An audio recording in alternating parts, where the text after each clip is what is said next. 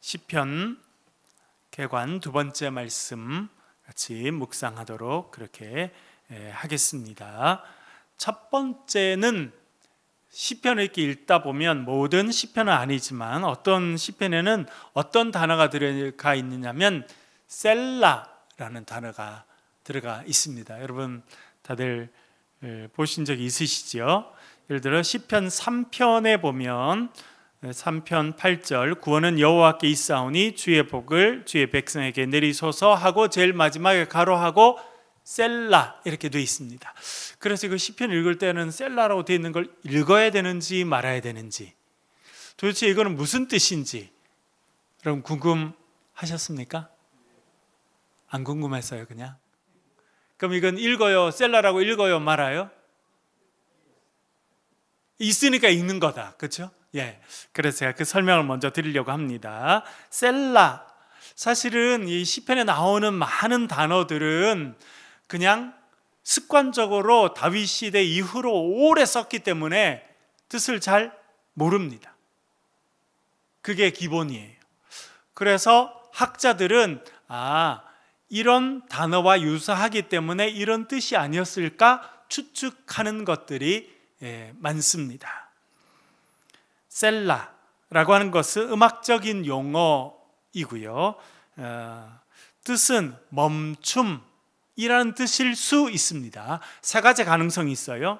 하나는 올림, 소리를 올린다라고 하는 의미가 있을 수 있고, 세 번째는 묵상하라 하는 의미일 수 있겠다.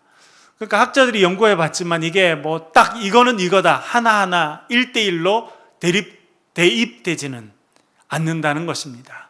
사람들이 습관적으로 이렇게 써왔는데 그게 이럴 가능성이 있겠구나라고 생각하는 것입니다.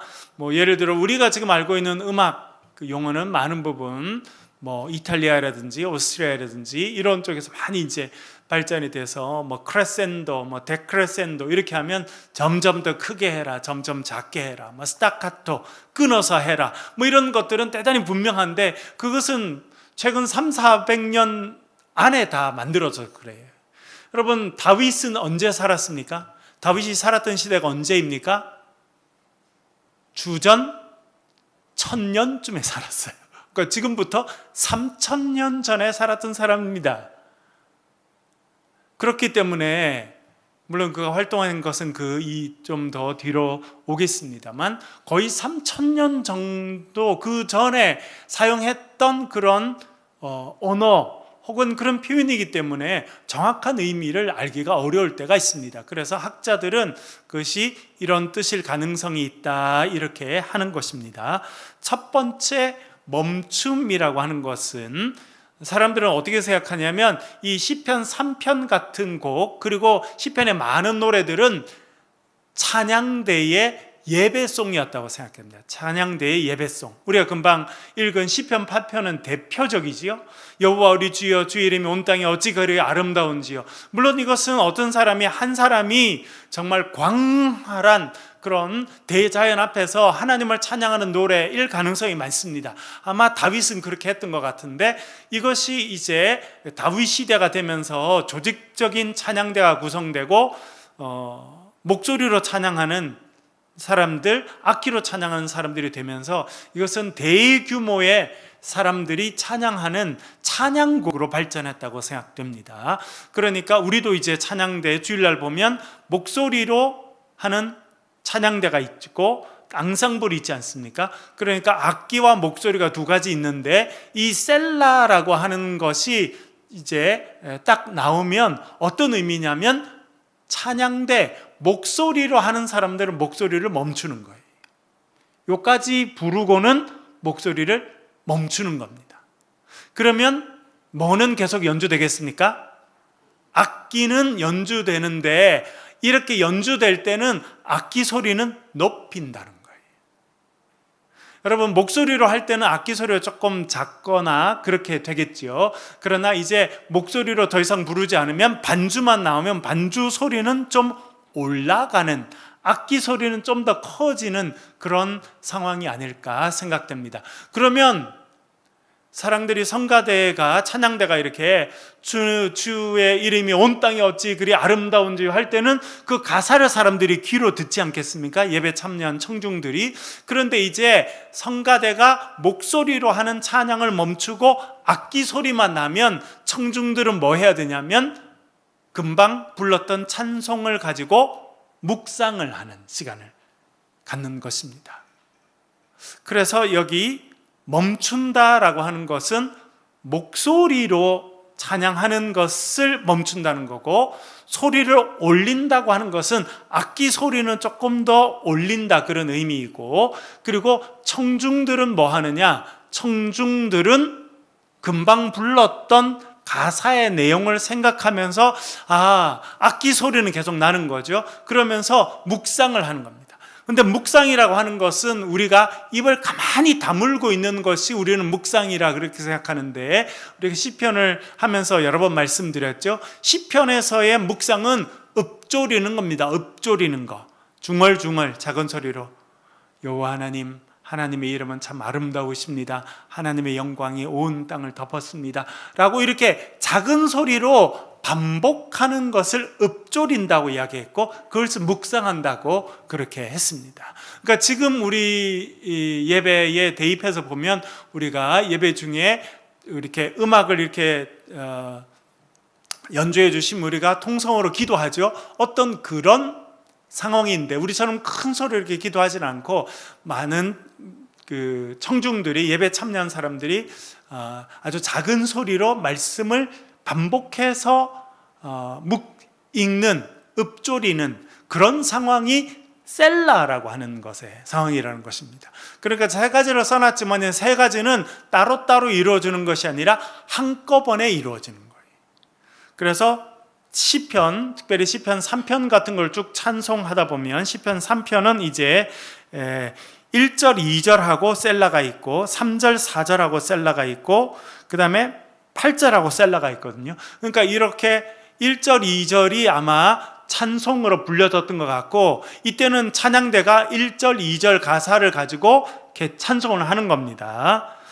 여호와여 나의 대적이 어찌 그리 많은지요. 일어나 나를 치는 자가 많으니이다. 많은 사람이 나를 대적하여 말하기를 그는 하나님께 구원을 받지 못한다 하나이다 라고 하면 이제 셀라가 나오죠. 그러면 찬양대 목소리로 하는 사람들 입을 다물고 악기로 하는 사람들만 악기를 더 큰 소리로 연주하면 청중들이 뭐 하냐면 하나님, 제 삶에 정말 대적들이 많습니다. 많은 대적들이 나를 치려고 합니다 라고 하는 것을 작은 소리로 읊조리고 기도하고 하는 그런 묵상의 시간을 갖는다는 겁니다. 그러니까 이 세 가지 일은 한꺼번에 이루어지는 일이다. 그것이 셀라라고 하는 기호가 딱 나오면 하는 일이다. 그렇게 이해해 볼 수 있겠습니다. 여러분 무슨 말씀인지 이해가 되시죠? 그러니까 어떻게 보면 이것은 이제 예배 찬양을 하면서 예배하는 중에 이루어진 어떤 그런 행동이고, 그것이 셀라라고 하는 것이 나오면 이제 목소리로 했던 사람은 가만히 있고 악기로 했던 사람은 악기 소리를 키우고 청중들은 금방 불렀던 그 찬양의 내용을 가지고 기도하기도 하고 묵상하기도 하는 그런 것이 셀라라고 하는 것의 의미다. 그렇게 말할 수 있겠습니다. 그러니까 사실 이게 음악 용어니까 써 있어도 안 읽어도 상관없습니다. 꼭 읽어야 된다는 건 아니고, 왜냐하면 그렇게 하라고 하는 표시이기 때문에 읽지는 않습니다. 예를 들어 우리가 쭉 한 문장을 다 쓴 다음에 제일 마지막에 뭘 찍습니까? 마침표를 찍죠. 그러면 문장을 읽을 때 마침표라고 하는 걸 읽습니까? 안 합니까? 나는 당신을 사랑합니다. 마침표 읽습니까? 안 읽습니까?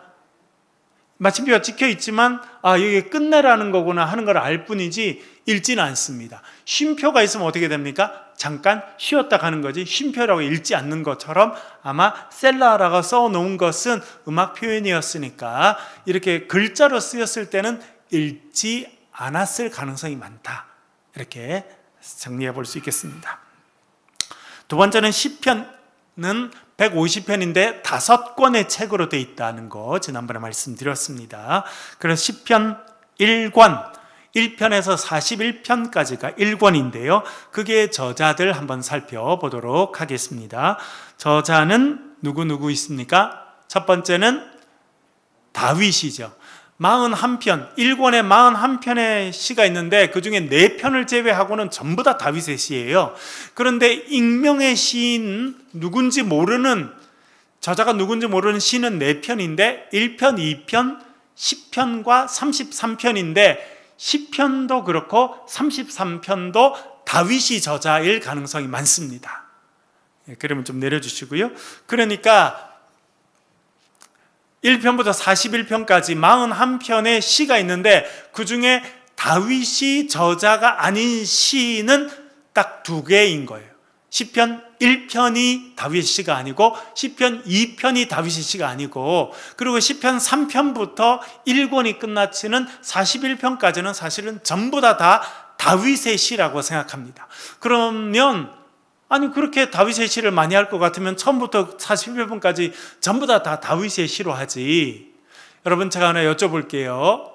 기억을 꼭 못하셔도 상관없습니다만 시편 150편 가운데 다윗의 시라고 적혀진 시가 전체 몇 편이었다는 겁니까? 150편 중에 몇 편이요?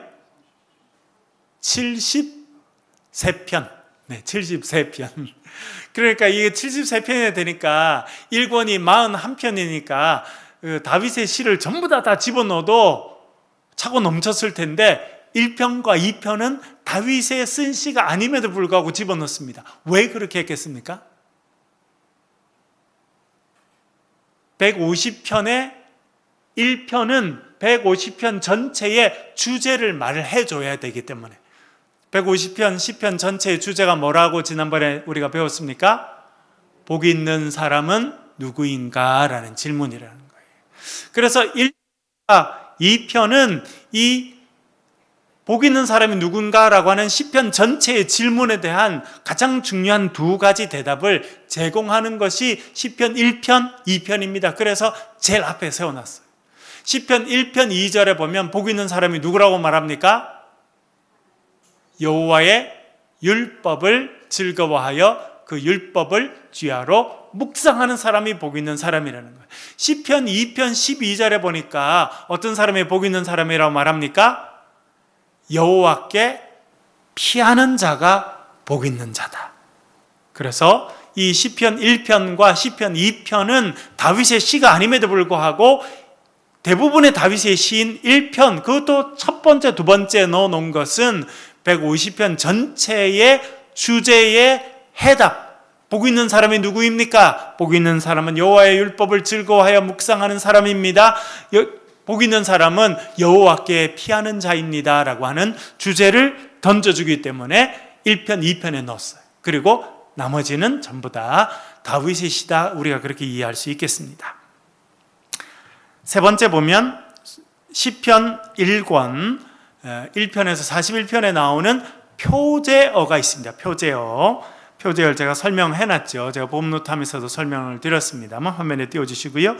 표제어는 1절 위에 보면 괄호 안에, 여러분 성경 보면 1절 있고 그 위에 괄호가 적혀 있죠. 그 안에 내용이 적혀져 있는데 그렇게 괄호 안에 적혀져 있는 짧은 문구를 표제어, 우리나라 말로는 그렇게 말합니다. 그럼 표제어는 무슨 역할을 하느냐? 저자를 알려주기도 하고 시의 배경을 알려주기도 하고 이 시가 노래였기 때문에 어떤 곡조에 맞춰야 되는지도 알려주기도 하고 또 악기를 사용하면 어떤 악기에 맞춰서 이 곡을 노래해야 되는지 정보를 알려주는 것이 표제어입니다. 내려주시고요. 그래서 시의 첫 번째 배경을 알려주는 그런 표제어가 있습니다. 대표적인 게 몇 가지 볼게요. 첫 번째 보면 3편, 시편 3편은 보면 이렇게 되어 있습니다. 다윗이 그의 아들 압살롬을 피할 때에 지은 시. 그러니까 시편 3편은 다윗의 시긴 시인데 언제 지었다는 겁니까? 자신의 세 번째 아들인 압살롬이 아버지를 죽이려고 칼을 들었을 때 그 압살롬을 피해 갔을 때 지은 시다. 그래서 이 시의 배경을 정확하게 이야기해 주고 있습니다. 34편도 유명한 시인데요. 다윗이 아비멜렉 앞에서 미친 채 하다가 쫓겨나서 지은 시다.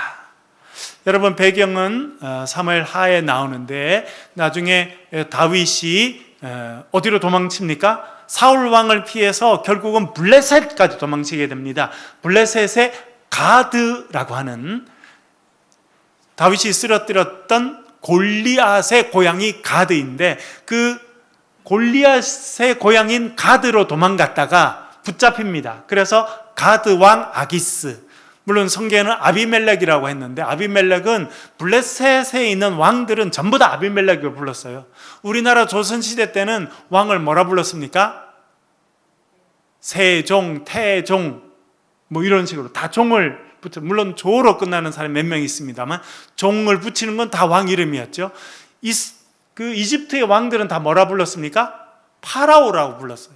로마 황제는 다 뭐라 불렀습니까? 카이사르, 시저라고 불렀습니다. 똑같습니다.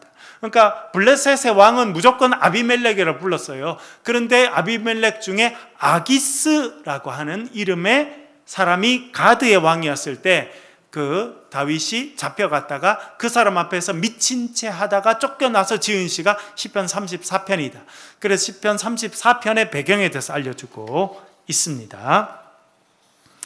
그 다음에 시편, 그 다음에 5번째 보면요, 어떤 단어가 표제어로 나오냐면 시, 기도, 힉가연, 믹담, 마스길, 이런 단어들이 나옵니다. 첫 번째 다윗의 시라고 하는 표현이 나오는데, 다윗이 나올 때는 대부분 다윗의 시라고 나옵니다. 다윗이 부른 노래고 노래라는 의미인 거죠. 두 번째는 다윗의 기도, 17편은 보면 다윗의 기도다 그렇게 나옵니다.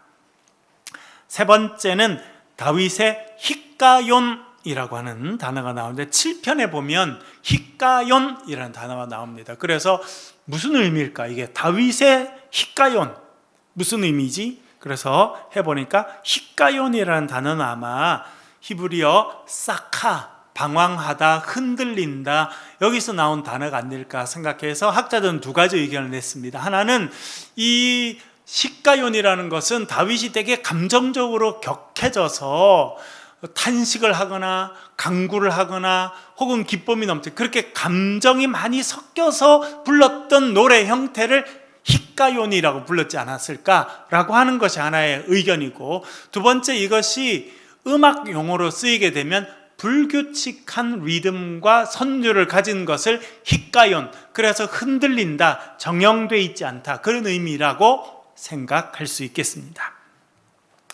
네 번째는요, 시편 16편에 보면 다윗의 믹담이다 이렇게 나옵니다. 여러분, 오늘 아침 우리가 묵상을 했지요. 믹담이라는 단어는 시편 16편에 나오고, 그리고 56편부터 60편까지 연속해서 나옵니다. 6편만 뭐라 부르냐면 다윗의 믹담이다 그렇게 되어 있는데요, 믹담이란 말은 위기 속에서 하나님의 보호하심을 간구하거나 하나님의 구원을 확신하는 내용의 시가 믹담이라는 말이 붙였습니다. 그래서 학자들은 믹담이라는 히브리어가 어디서 나왔을까 여러 가지 의견이 있는데, 하나는 카탐,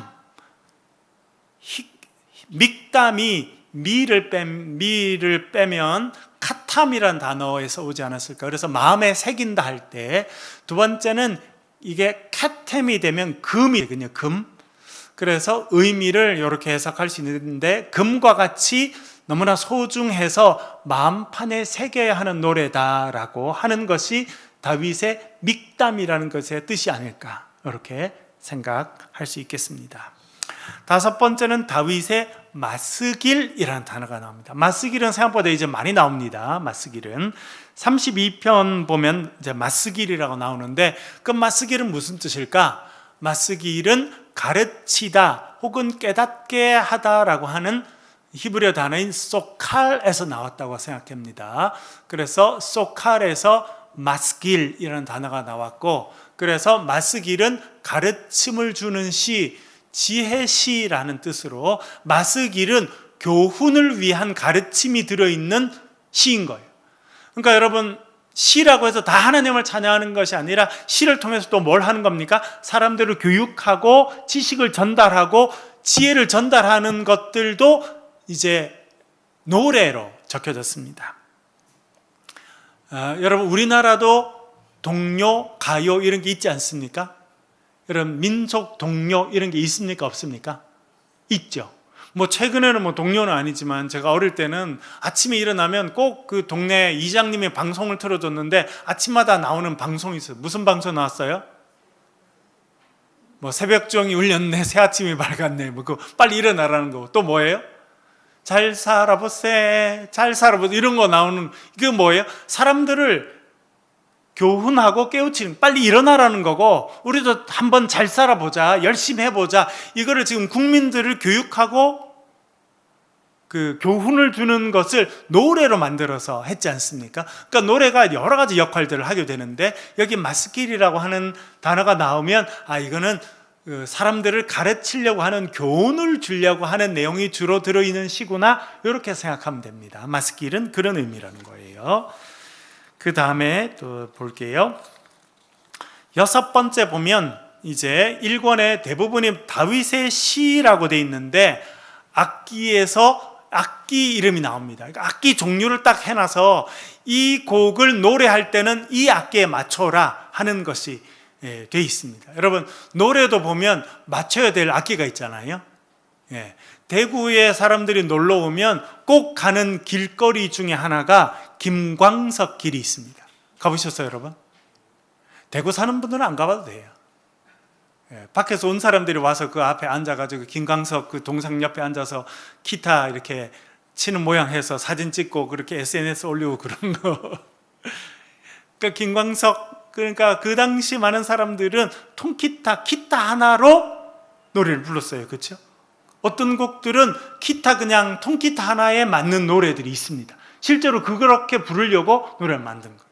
그러나 어떤 노래는 이렇게 장엄한 오케스트라에 맞춰서, 여러분 할렐루야 코러스 같은 거를 기타에 맞춰서 부를 수 있겠습니까? 할렐루야 이런데 기타로 맞출 수 있겠어요, 여러분? 절대 못합니다. 어울리지 않는 거죠. 그러니까 곡마다, 노래마다 어울리는 악기가 있는데 시편도 그렇게 표시를 해두었다는 거예요. 첫 번째 보면 다윗의 시 인도자를 따라 현악에 맞춘 노래. 현악이 뭡니까? 현악기라는 거예요. 현악기, 줄이는 악기, 현악기. 그래서 다윗 시대의 대표적인 현악기는 두 가지, 킨노르라고 하는 단어가 이제 히브리어로는 있는데, 그것이 아마 수금이지 않을까. 수금. 다윗이 수금 연주자였는데요, 아마 현이 8개에서 10개 정도, 뭐 딱 정해져 있지는 않습니다. 한 6개 이상, 10개 이내, 이 정도 손에 들고 할 수 있는 하프 같은 것이 수금이고, 그것을 킨노르라고 불렀습니다. 또 네벨이라는 히브리어가 있는데, 이거는 비파와 수금으로, 여러분 뭐 그런 게 있잖아요. 나팔소리 비파와 수금으로 할 때 이렇게 비파, 수금이 있는데, 비파, 수금은 다 현악기입니다. 수금이 좀 더 작은 악기고 비파가 좀 더 커서 10줄에서 12줄 이렇게 되는 악기가 비파였다고 생각되고, 지금은 하프라는 악기로 발전하게 되었습니다.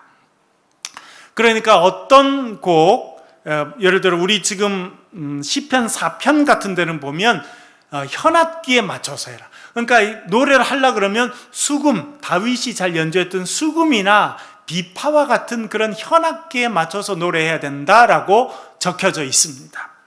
두 번째는 보면 다윗의 시 인도자를 따라 현악 8째 줄에 맞춘 노래.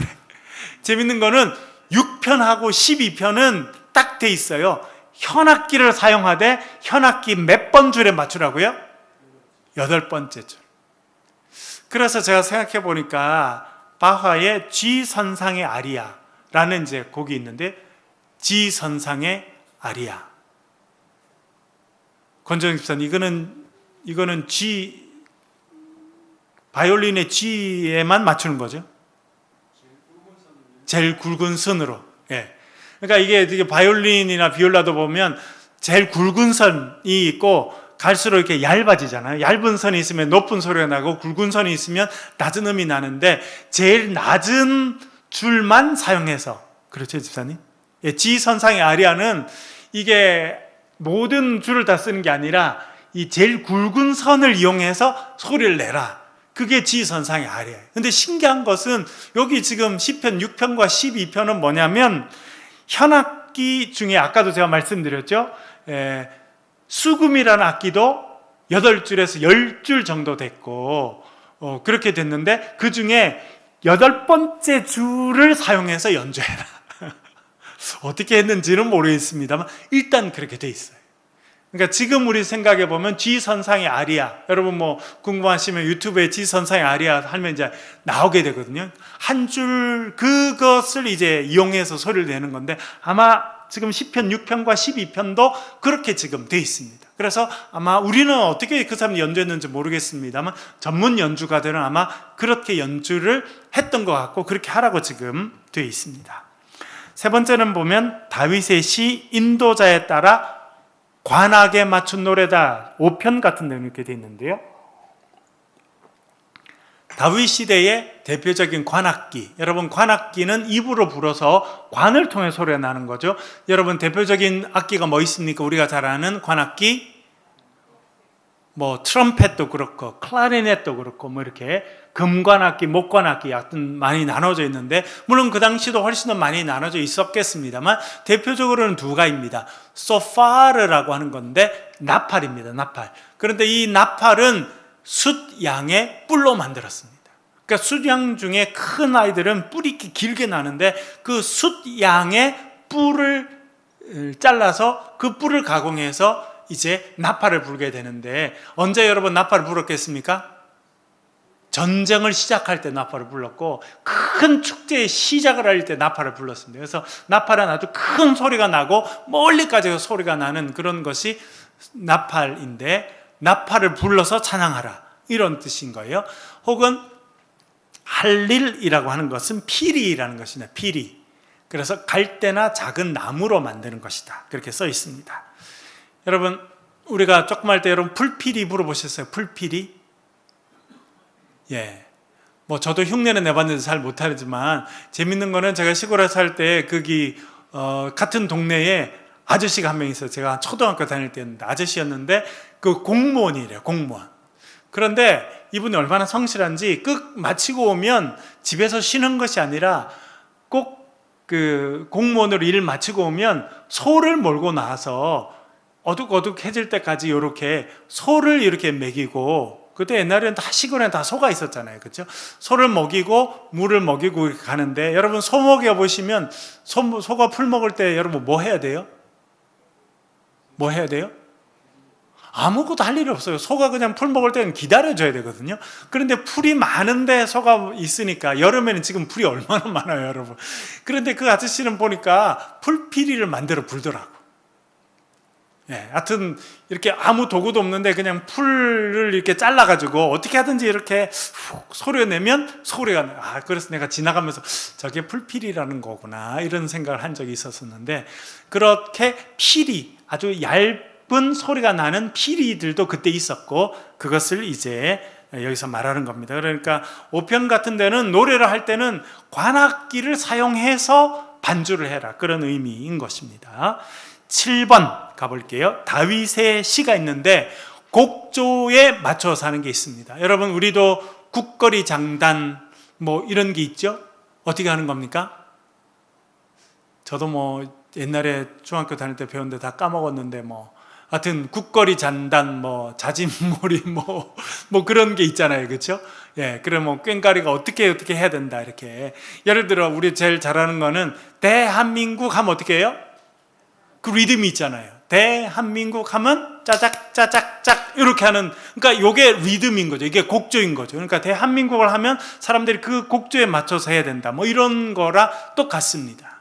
그러니까 특정한 노래가 있으면 장단에 맞추는 거죠. 뭐 자진몰이 장단, 국거리 장단, 우리 같은 경우는 판소리나 그런 데는 그런 장단이 있어서 그게 장단에 맞춰서 노래를 부르게 되어 있는데 시편도 그렇다는 겁니다. 다윗의 시 인도자에 따라 깃딧에 맞춘 노래가 있습니다. 첫 번째 깃딧에 맞춘 노래. 우리 금방 읽었던 시편 8편은 깃딧이라는 장단에 맞춰서 노래 불러야 된다는 거예요. 그럼 깃딧이 도대체 어디서 나왔느냐? 학자들이 많이 연구해 봤는데 아마 깃딧은 가드, 라고 하는 말과 연결되어 있어서 가드 지방에서 유래된 곡조나 혹은 가드 지방에서 만들어 썼던 악기라고 생각이 됩니다. 그러니까 내려주시고요. 깃띠 세 마디. 그러니까 시편 8편은 우리는 최근에 제가 이제 고등학교 때 은혜 받아서 목회자가 되고 할 때 정말 시편 8편을 많이 불렀는데, 여호와 우리 주여 주의 이름이 온 땅에 어찌 그리 아름다운지요. 우리는 이제 이 곡조에 지금 맞춰서 부르는 겁니다. 시편 8편의 내용은 그대로인데 곡조를 만들어서 거기다 붙인 거예요. 그런데 시편 8편은 처음에 아마 다윗이 불렀을 때 어디다 맞췄느냐 하면 깃딧이라는 곡조에 맞췄는데, 그런데 깃딧은 어디서 왔을까? 여러분, 다윗이 사울을 피해서 어디로 도망갔다는 겁니까? 블레셋 중에도 어디로 도망갔다는 겁니까? 골리앗의 고향이었던 가드라는 곳에 도망갔어요. 그래서 숨어서 꽤 살았던가 봐요. 숨어서 모른 척하고 살면서 사람들이 부르는 노래들을 아마 배우고 익힌 것 같고, 여러분, 우리나라 사람들, 제가 지난번에 말씀드렸죠. 제가 미국에 유학할 때 미국 장로교회 가가지고 깜짝 놀랐어요. 미국 장로교회 찬송 중에 뭐가 있다는 겁니까? Jesus, you are the 이렇게 아리랑이 미국 찬송가예요. 제가 지난번 한번 설교 시간에 보여드렸죠.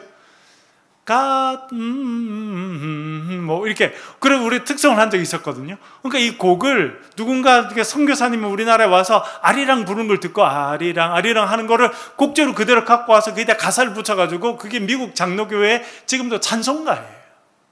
우리가 지금 부르고 있는 많은 곡들, 여러분 어떤 곡, 영국,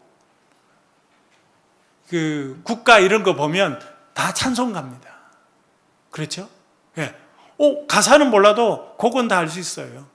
그러니까 어딘가 그 지방에서 있었던 곡이 나온 거예요. 그러니까 우리나라의 아리랑이 미국에 흘러가서 찬송가가 된 것과 마찬가지라는. 그래서 깃딧이라고 하는 것은 아마 다윗이 가드 지방에 도망가 있을 때 사람들이 불렀던 그 노래 중에 귀에 딱 이렇게 들리는 곡이 있었겠죠. 아마 그 곡에 맞춰서 시편 8편을 불렀다 이렇게 생각이 됩니다. 그 곡이 뭔지는 모릅니다. 그러나 다윗은 아마 이 시편 8편을 그 곡조에 맞춰서 불렀을 것이고 그 곡조를 깃딧이라 말한다. 그래서 시편 8편은 찬양대 인도자가 깃딧이라는 곡조에 맞춰서 부르면 따라서 불러라, 이런 표시가 지금 표제어로 되어 있는 겁니다. 두 번째는 다윗의 시 인도자에 따라 뭇라벤에 맞춘 노래 9편. 우리 지난번에 9편을 묵상했는데 뭇라벤이라는 단어가 있습니다. 뭇라벤은 무트라고 하는 것은 죽음이라는 뜻입니다. 죽음, 무트. 라벤은 라는 뭐뭐에게 혹은 뭐뭐와 관련된 전치사고요. 벤은 아들이라는 뜻입니다. 아들. 그러니까 라벤 하면 아들에 대한 이런 의미가 됩니다. 그래서 라벤이 되면 뭐냐면 아들의 죽음에 관련된 곡조다, 그런 의미입니다. 이것이 어떤 곡이었는지 우리는 이제 알 수는 없습니다만, 제가 복음노트 하면서도 설명드렸습니다만, 아마 다윗이 자기 아들이었던 압살롬이 반역을 일으켜서 신발도 못 신고 도망갔잖아요. 그러나 나중에 이제 압살롬이 죽임을 당하게 되고 반역이 이제 실패로 돌아가게 됩니다. 압살롬이 당나귀 타고 지나가다가 그 머리가, 그가 자랑했던 그 머리가 나무에 걸려가지고 대롱대롱 매달려 있으니까 요압이 창을 찔러 죽여버렸지요. 그렇게 자기 아들이 죽으니까 그 소식을 이제 전해주니까 다윗이 옥상에 올라가서 내 아들 압살롬아, 차라리 내가 죽었으면 좋았을 걸, 내 아들 압살롬아, 이렇게 했는데, 다윗은 수금 연주자였고 노래를 잘하는 사람이었기 때문에 아마 그것을 노래로 불렀다고 생각됩니다. 여러분, 그것이 애가입니다. 애가. 그러니까 역사적으로 애가는요, 모든 문명에 다 있었어요. 그것이 성경에도 엄청나게 긴 애가가 나오잖아요. 무슨 애가가 있습니까? 예레미야 애가. 예루살렘이 망한 걸 보고 지금 예레미야가 너무나 슬퍼서 슬픈 노래를 길게 불렀어요. 그것이 애가라는 겁니다. 여러분, 우리나라도 애가가 있습니까? 없습니까? 예전에 조금 할 때 보면 상녀가 나갈 때 사람들이 부르는 노래가 있어요? 없어요? 이제 가면 언제 오나. 이것도 다 애가예요. 애가. 죽음을 애도하는 노래라는 거예요.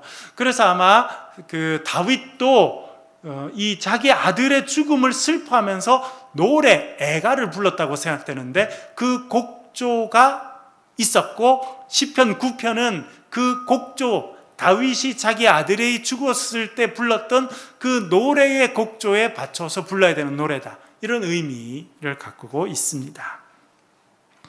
네, 그 정도.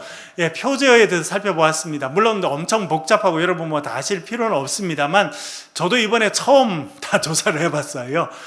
시편 뭐 너무나 묵상 많이 하고 우리는 이제 위에 표제어가 있구나 하고 넘어가지만, 보면 아주 많은 의미가 그 안에 있다는 겁니다. 저자가 누군지 알려주기도 하고, 어떤 상황에서 시편이 적혀졌는지 알려주기도 하고, 또 어떤 곡조에 맞춰서 노래를 불러야 되는지, 이걸 노래 부른다면 어떤 악기에 맞춰야 되는지, 그런 여러 가지 정보들이 있다는 것을 여러분 기억하시면서 앞으로 시편을 좀 묵상해 가면 훨씬 더 은혜가 될 거라 생각합니다. 우리 시편 8편 1절, 아까 다윗이 가드 지방에서 배웠던 깃딧이라는 곡조에 붙여서 불렀던 노래, 우리는 그 곡조는 모릅니다만 가사만 한 번 더 읽어보겠습니다. 같이 읽겠습니다. 8편 1절 한번 읽어볼게요. 시작. 여호와 우리 주여, 주의 이름이 온 땅에 어찌 그리 아름다운지요, 주의 영광이 하늘을 덮었나이다. 아멘. 그리고 시편 34편 1절과 2절은 다윗이 그 가드로 도망갔다가 가드 사람에게 붙잡혀서 가드 왕 아기스 앞으로 끌려갔을 때 그가 침을 질질 흘리고 옷을 다 찢고 미친 척 하다가 쫓겨나서 지은 시입니다. 여러분, 미친 척 하다가 쫓겨나서 길거리에 던져졌을 때 다윗은 어떤 노래를 불렀다는 겁니까? 1편 1절 2절 같이 한번 읽어보겠습니다. 시작. 여호와를 항상 송축하며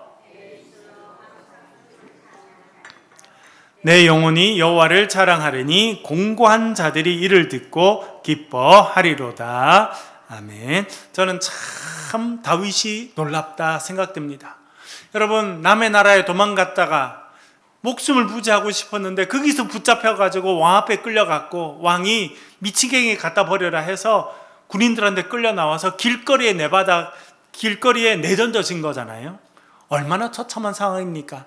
그럼에도 불구하고 그는 내가 여호와를 항상 송축하며 내 입으로 항상 주를 찬양할 것이다, 그렇게 노래했다는 것입니다. 우리의 삶의 형편이 어떻든지 주를 바라보며 항상 찬양하며 살아가는 저와 여러분 되시길 주의 이름으로 간절히 축원합니다.